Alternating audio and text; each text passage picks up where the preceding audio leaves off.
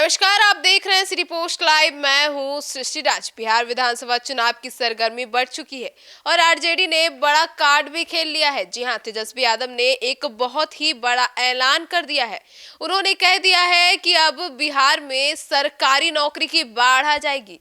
क्या है पूरा मामला और क्या उन्होंने एग्जैक्टली वादा किया है, इसके ऊपर विस्तार में जानकारी देंगे हमारी सहयोगी मुस्कान। तो मुस्कान, आखिर तेजस्वी यादव ने ऐसा क्या ला दिया जिससे अब बिहार में सरकारी नौकरी की बाढ़ आ जाएगी? जब नीतीश कुमार अपने डोरेमोन वाले पिटारा से एक के बाद एक योजना छोड़ रहे हैं, तो तेजस्वी यादव कैसे पीछे हट जाएंगे। तेजस्वी यादव माई बहन योजना लेके आए थे कि भाई हर महिला को 2500 रुपया देंगे। जब 2500 रुपया देंगे तो उसके बाद प्रशांत किशोर बोले कि पैसा कहाँ से लाइएगा महाराज, बिहार का उतना बजट नहीं है जितना खाली आप योजना में फूकने का सोच रहे हैं। तो मुकेश सहनी बोले हम लाएगा, कहीं से भी लाएगा, हमारा सरकार आएगा, हम देखेंगे कैसे लाना है। तो प्रशांत किशोर बोले कि किडनैपिंग इंडस्ट्री से लाइएगा। तो वही सवाल है, अब तेजस्वी यादव सोचे कि 10,000 रुपये नीतीश कुमार दे रहे हैं, महिला फिर से जा रही है नीतीश कुमार के पास। अब कौन बचा? दो लोग हैं जो कहीं ना कहीं सरकार बनाने में मदद करते हैं, एक है महिला, एक है युवा। तो युवा को क्या चाहिए? नौकरी। हर घर में, आपके घर में भी बोला जाता होगा, मेरे घर में भी पहले बोला जाता था कि एक आदमी सरकारी नौकरी में होना चाहिए, एक आईएएस आईपीएस। कहते हैं ना कि हर घर लड़का भी ढूंढा जाता है तो कहते हैं गवर्नमेंट जॉब। बिल्कुल, तो वही होता है कि बिहार में अगर लड़का या लड़की कोई भी हो, हर घर में या तो एक आईएएस निकाल दो, या तो एक डॉक्टर हो, या तो एक इंजीनियर हो। लेकिन अब नया गाना चला है कि सीएम होइए या डीएम होइए या पीएम होइए। तो अब तेजस्वी यादव मन बना लिए कि भाई हमको सीएम होना है तो किसी को सरकारी नौकरी तो देना है। तो बड़ा अध्ययन किए हैं। तेजस्वी यादव का कहना है कि योजना वैज्ञानिक अध्ययन के बाद बनाई गई है। अब संजय यादव क्या अध्ययन किए हैं, क्या फंडिंग का रास्ता तय किए हैं कि इतना नौकरी देंगे कैसे।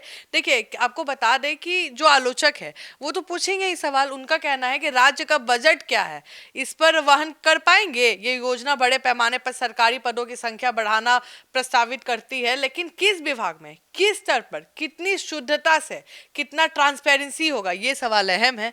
और आपको बता दें कहीं ना कहीं चुनौतीपूर्ण है। भर्ती प्रक्रिया ले लीजिए, बजट आवंटन, पारदर्शिता सबसे बड़ी परीक्षण होंगे। आप सोचिए कि उन्होंने बोला सरकारी नौकरी। अब सरकारी नौकरी में हमारे मन में पहले आता है कि आईएएस आईपीएस या कुछ ऐसा होगा। अब मान लीजिए कि डी सेक्शन का हो, मतलब सब बिल्कुल निचला विभाग का हो, कितना लोग जाना चाहेगा? बहुत कम लोग जी। आप, हम या कोई भी हो, हम लोग सरकारी नौकरी सोच के क्या आता है, मतलब एटलीस्ट नहीं भी तो 50,000 का जॉब, उससे कम में तो 50,000 का, उससे अच्छा तो प्राइवेट ही है फिर तो क्या सिक्योरिटी रहता है। लेकिन अब आप बोल रहे हैं कि हर घर में एक नौकरी दीजिएगा, तो किस टाइप का नौकरी दीजिएगा? अब आलोचक पूछ रहे हैं कि नौकरियां बताइए कि सरकारी में कौन सा। सरकारी में आपको सफाई कर्मचारी भी होते हैं, सफाई में आपको बड़का अफसर भी होता है। तो अब कहाँ निकाल रहे हैं, कहाँ है वैकेंसी, कौन सा स्तर, कौन सा पोस्ट का कब भर्ती कराइएगा, बजटवा कहाँ से लाइएगा, सैलरी कहाँ से लाइएगा, बहुत सवाल निकल रहा है मुस्कान। लेकिन इन सभी सवालों के बाद एक और सवाल पैदा हो रहा है कि आखिर 20 महीने का ही समय क्यों और कैसे? देखिए, तेजस्वी ने 20 महीने का सीमा तय किया है ताकि जनता को तेज परिणाम दिखाया जाए। तेजस्वी यादव पिछले बार डिप्टी सीएम बने थे, कहे थे कि हमारा सरकार आता है तो हम अपने पहले कलम से 10 लाख नौकरी देंगे, 5 लाख नौकरी देंगे। ठीक है, उन्होंने कुछ नौकरियां बांटी, लेकिन वो नौकरी बिहारियों को उतना नहीं मिला। बिल्कुल फैक्ट है ये बाहर के जो दूसरे स्टेट के लोग हैं, जनरली ज़्यादा नौकरी कौन लेके गया? झारखंड के लोग लेके गए, यूपी के लोग सबसे ज़्यादा नौकरी लेके गए। आप टीचर में जो भी बहाली हुआ है बीपीएससी, आप जाके देखिए सब यूपी के, झारखंड के। तो बिहार के बच्चे क्यों डोमिसाइल की मांग कर रहे हैं कि बिहार के बच्चों को ना बिहार में नौकरी मिल रहा है ना बाहरी नौकरी मिल रहा है। बाहर आपको ही पता है कि डोमिसाइल, आप दूसरे स्टेट का एग्जाम दीजिए, डोमिसाइल नीति होता है। ठीक है, वहां के महिलाओं को पहले प्रायोरिटी मिलेगा। अगर मान लीजिए आपका नंबर, मान लीजिए आपका नंबर 1 नंबर 2 नंबर से कम है, लेकिन उनका 1 नंबर आपसे कम है, लेकिन वो उस स्टेट की है, तो प्रायोरिटी उनको मिलेगा। तो वही बच्चों की मांग है कि बिहार में भी ऐसा होना चाहिए। हम क्यों दूसरे स्टेट में जाए? आप क्यों बोलते हैं पलायन? इंडस्ट्री छोड़िए ना, सरकारी नौकरी से शुरू करिए। तो वही बात है। तो इस दौरान अधिनियम पास करना, सरकारी पदों का सीजन करना, भर्ती प्रक्रिया चलाना आदि कदम होंगे।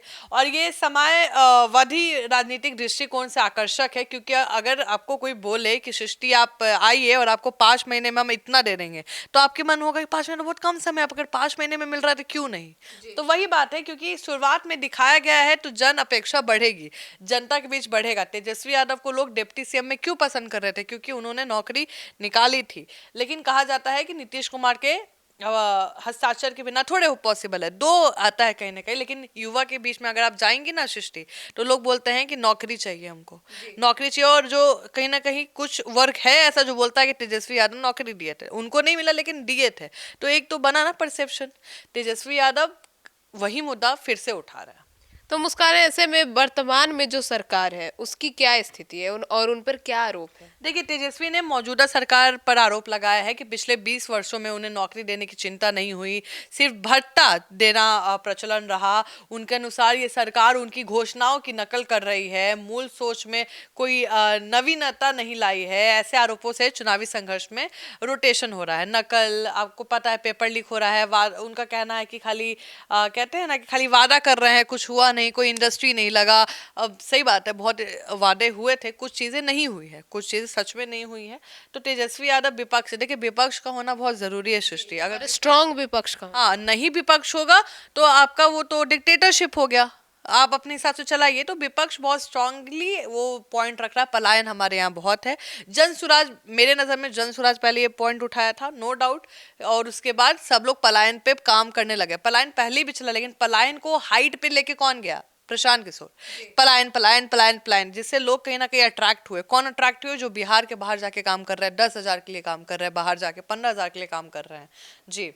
तो मुस्कान, ऐसे में इस घोषणा का अब राजनीतिक महत्व क्या होगा? बिल्कुल है, ये वादा राजद को नौजवान मतदाताओं बेरोजगारों के बीच मजबूत पकड़ दिला सकता है। विरोधी दलों के लिए ये चुनौती है, वे भी बड़े वादे कर रहे हैं या जमीनी प्रदर्शन दिखाएं।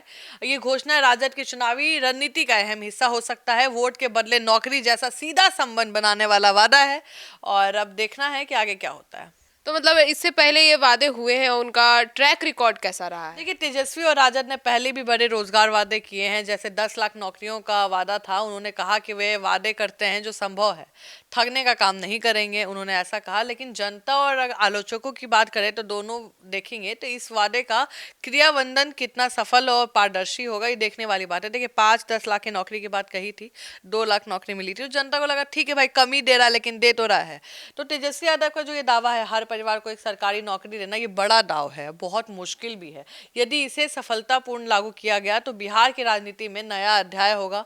लेकिन चुनौती कम नहीं है, इस योजना को धरातल पर उतारना होगा। बजट, भर्ती, निगरानी, सबका काम सामने आएगा। तो चुनाव नजदीक है, अब देखना है कि ये वादे कितने काम आएंगे, कितना जनता के बीच एक ट्रांसपेरेंसी और विश्वास लेके आता है कि कौन वादा करता है और कौन उसे पूरा कर पाता है। तो सुना आपने हमारे इस डिबेट को। तो अब तेजस्वी यादव के इस वादे को लेकर आपकी क्या राय है, कमेंट सेक्शन में जरूर बताइएगा। तो फिलहाल इस खबर में इतना ही। आगे की खबरों के लिए जुड़े रहिए हमारे साथ। धन्यवाद।